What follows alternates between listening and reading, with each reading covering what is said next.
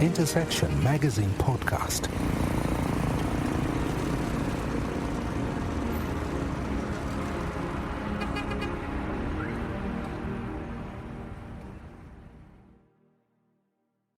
Julie Dietmar, thank you so much for being a part of the Intersection Magazine podcast. Tell us a little bit about yourself.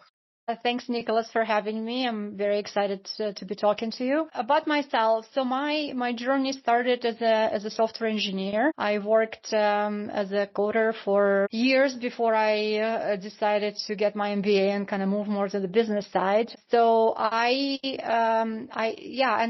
worked for large companies, small companies. A pretty exciting journey so far. Retail and apparel angle, I got into it almost accidentally. So I was working for a company. It was a startup in Silicon Valley that got acquired by Walmart. That's how I got into retail. And Walmart, being a huge company, it is and a pioneer in many innovation around retail, has been a very, very, very good education for anybody who wants to learn retail and wants to learn about retail practices. So I got my taste of retail there. And I also got a taste of apparel at Walmart because I started working with merchandisers in the apparel vertical and learning about the challenges of selling apparel and how difficult it is to forecast demand and plan assortment and so on and so forth. So that's where I kind of got my taste for it. Afterwards, I got more into this circular economy and secondhand retail for fashion through a marketplace, and that's based in the U.S. And there I started working with AI for the first time. It was back in 2014, 2015. Wow. We were using computer vision to solve issues with finding products in the catalog just by pictures. With secondhand apparel, you can imagine that items are only recognizable by images, not really by any unique code or SKU number. So it was kind of my first foray into AI. And then I went into a company that was more of a deep tech and very much AI focused. And we were building AI for retailers to help them personalize experiences for their customers. And this was a very, very interesting and fulfilling experience. Back in 2017, we started working on generative AI before it became a big hype. So interesting and so fulfilling working with many apparel brands, because 90% of our customers were apparel brands, that I decided to start Open Wardrobe, and that's what I'm working on right now.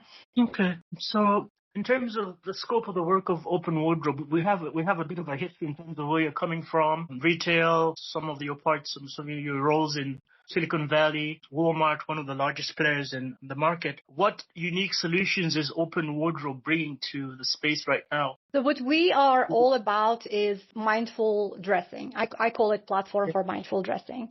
And what it means is helping consumers. We're very consumer focused.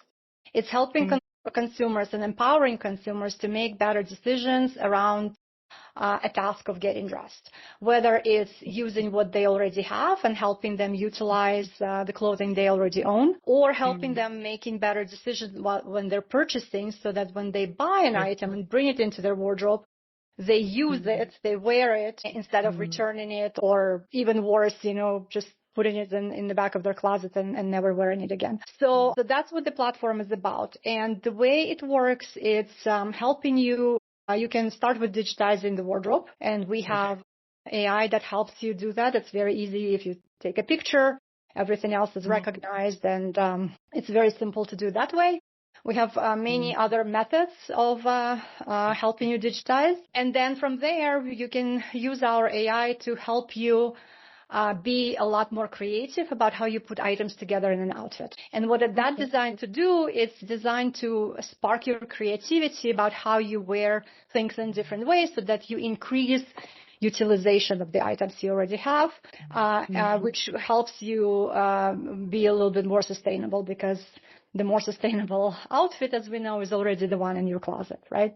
So that's one. And then on the other hand, we provide a bunch of tools that are around education, meaning understanding better yourself, your preferences, your style personalities, your body shape, your colors, so that again, when you are making decisions about what to buy and what to bring into your wardrobe, you're making them a lot more consciously instead of trying to fit into something that does not fit you. But people can get a rough idea why we need a solution like yours. Yeah. So every year we throw away 11.3 million tons of textile. It's a huge number, and then creates a lot of waste and a lot of wasted materials and resources that we don't have to waste. Let me put it that way. So one more statistic that I wanted to mention that might be interesting is that today, already produced, we have enough clothes to clothe the next 6 generations of humans on the planet. So we don't really need any more, right? Yeah. Another interesting number is 30% of items or garments, I should say, that are manufactured are never sold. So almost a third. And what happens to them? Most likely they end up on a landfill. Minority of those items are recycled, but majority of them are either incinerated or just thrown out. So all of that basically tells us that there is a massive problem of overproduction, and there is a massive problem of overconsumption that is being used as a kind of a vehicle to, we're buying things and then we are either not wearing them or not wearing them enough. And what that creates is it creates wrong signals to the industry to produce even more of stuff that we don't need.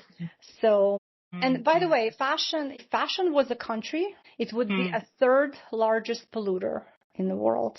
So as an industry, it's very wasteful. So our solution is we're trying to empower consumers to make better decisions. So if you do choose to buy something, we're helping you to make it sustainable, but by showing you how to wear it in different ways. Because for a garment to be sustainable, you need to wear it at least 30 times, regardless of the practices that were used to produce it, right?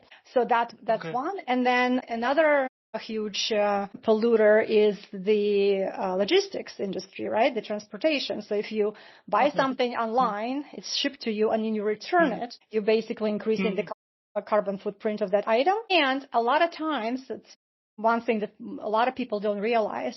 A lot of times, items that are bought online and then returned, they're never restocked. They're actually thrown out. So that's what we're trying to solve. Okay.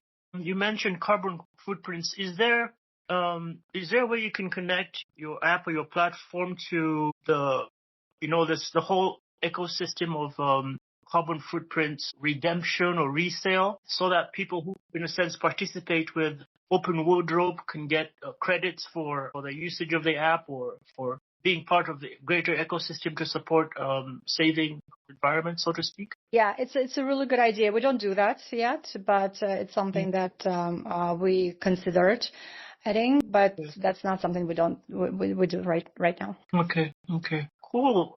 Because I've noticed there's data there in terms of what's being utilized, what's not being utilized, how are logistics systems working, how are consumers making use of these garments, how much is being wasted, and then of course your artificial intelligence angle. I'm interested in what other kinds of technologies you've been able to add into your sustainability fashion angle in terms of Open Wardrobe. What do you mean? What type of technologies besides AI?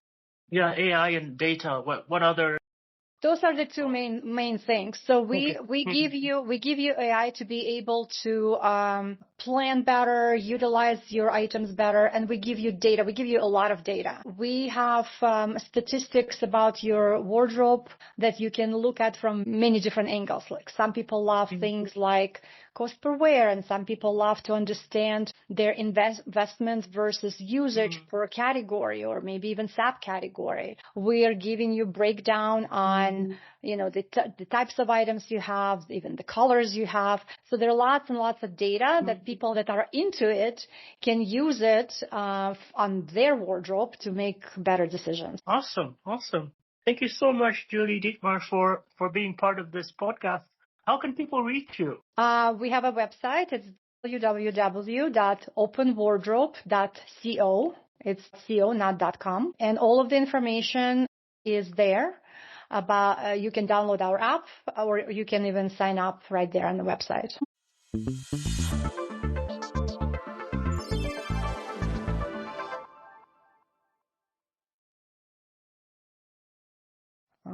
Okay, hopefully, it's recording.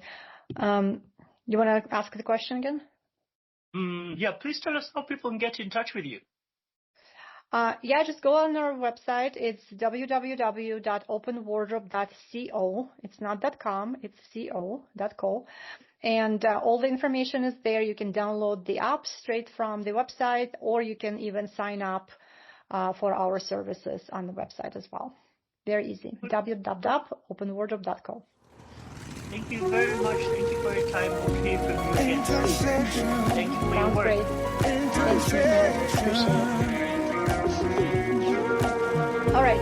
So as soon as the recording downloads, I'm going to try to send it to you. Intersection Magazine Podcast. All right. Podcast. Amazing. And email me and let me know when it's up so that we can promote it as well. Okay. Sounds great. I'll be in touch with the recording. Okay. Bye.